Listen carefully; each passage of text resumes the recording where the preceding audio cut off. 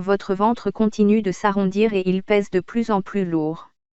En raison des hormones de la grossesse, vous pouvez être sujette à quelques sautes d'humeur, voire avoir des petits problèmes dentaires. À ce stade, vous pourrez être amené à faire un examen médical supplémentaire pour dépister les risques de diabète. Un examen redouté par les futures mamans. Votre bébé est quant à lui de plus en plus grand et de plus en plus lourd. La grande nouveauté de la semaine, il peut désormais cligner des yeux ou tout du moins, les entr'ouvrir. Ses poumons sont maintenant bien développés, mais pas encore prêts à affronter le grand air. Gardez-le encore au chaud. Vous continuez votre 6e mois de grossesse. 24 semaines de grossesse, semaine d'aménorrhée, votre corps, enceinte. Sous l'effet des hormones, votre humeur est soumise à d'importantes variations. Vous pouvez passer du rire aux larmes en quelques secondes, et vous parvenez parfois difficilement à gérer vos émotions. C'est tout à fait normal au 6e mois de grossesse. Pensez à vous reposer et surtout parlez-en autour de vous, à vos proches, mais aussi à votre médecin ou à la sage-femme qui vous suit. Enceinte, pourquoi je pleure tout le temps? Est-il normal de pleurer pendant la grossesse?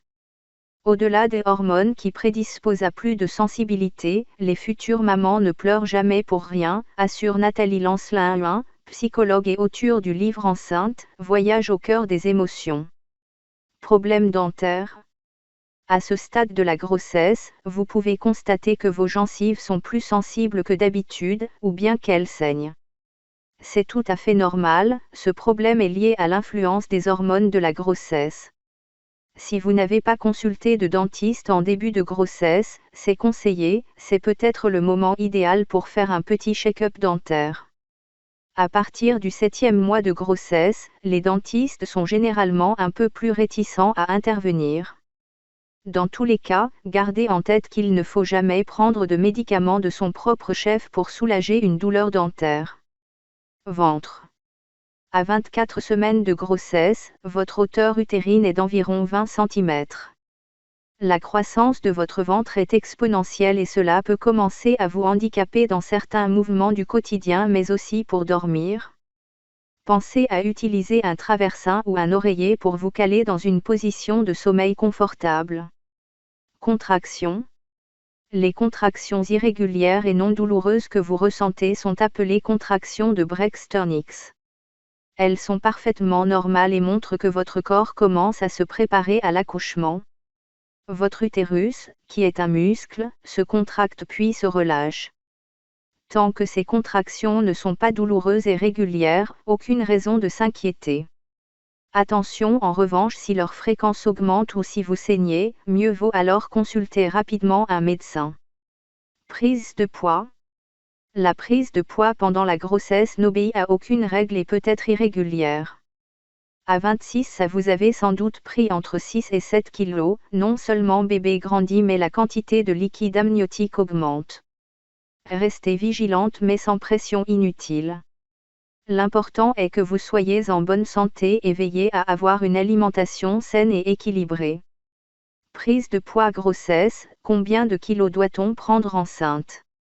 Régulièrement, pendant vos examens de grossesse à la maternité, vous passerez à la pesée et votre poids fera l'objet d'une vraie surveillance. Pourquoi? Combien de kilos devez-vous prendre? Réponse de spécialiste.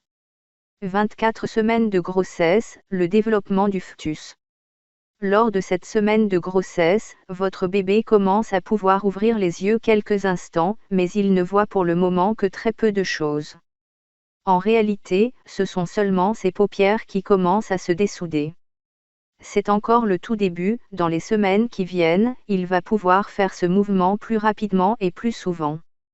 À ce stade de la grossesse, l'appareil pulmonaire de votre bébé est bien développé. Les alvéoles de ses poumons sont formés et ses canaux respiratoires poursuivent leur multiplication. Votre bébé continue de faire fonctionner ses poumons en faisant des petits mouvements de plus en plus fréquents et réguliers.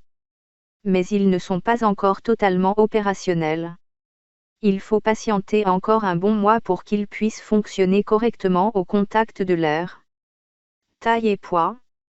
À 24 semaines de grossesse, bébé poursuit sa croissance, ses os et son squelette se solidifient et il continue à être très actif dans votre ventre.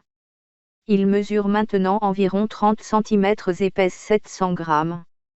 24 semaines de grossesse, pratiques et démarches. Échographie. En plus des 3 échographies obligatoires, votre médecin pourra vous prescrire des échographies intermédiaires, notamment pour surveiller la croissance du fœtus ou évaluer la quantité de liquide amniotique. Si votre médecin possède l'équipement nécessaire, vous pourriez aussi découvrir votre bébé en 3D. Un moment souvent très émouvant pour les futurs parents qui voient pour la première fois les traits du visage de leur enfant. Le dépistage du diabète. Au cours de ce 6e mois de grossesse, vous devrez peut-être faire un examen médical supplémentaire. Celui-ci permet de dépister le diabète gestationnel, une forme de diabète qui apparaît pendant la grossesse. Ce test n'est pas obligatoire, mais est recommandé pour les femmes à risque, âge supérieur à 35 ans, surpoids, antécédents de gros bébés. L'examen consiste à absorber une dose de glucose puis de pratiquer une série de 2 ou 3 prises de sang à 1 heure d'intervalle afin de mesurer la dose de sucre dans le sang. Cet examen se déroule en laboratoire. Prévoyez au moins 2 ou 3 heures car vous ne pourrez pas quitter les lieux entre les prises de sang. Au cours du 6e mois de grossesse, vous devrez également effectuer une analyse de sang de contrôle. Celle-ci permet non seulement de vérifier la sérologie de la toxoplasmose, comme tous les mois, si vous n'êtes pas immunisé, mais aussi celle des hépatites B et C. Le médecin pourra aussi demander une NFS afin de vérifier votre statut en fer. Comme tous les mois, vous devrez également réaliser une analyse d'urine.